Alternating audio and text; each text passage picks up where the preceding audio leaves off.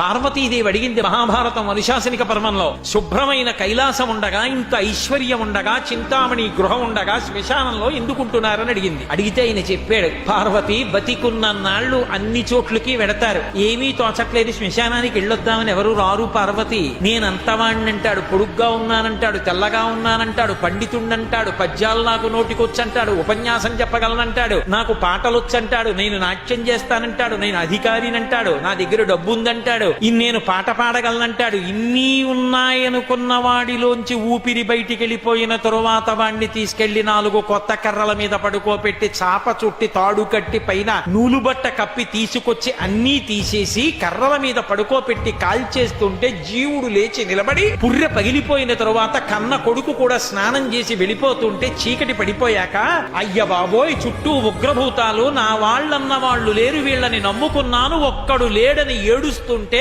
నేనున్నాను రా అని చెప్పడానికి నేను కూడా లేకపోతే చచ్చిన వాడు 1000 మాటలు చచ్చిపోతాడని అక్కడ ఉన్నాను పార్వతి, నా కర్మకాల అక్కడ లేనన్నాడు.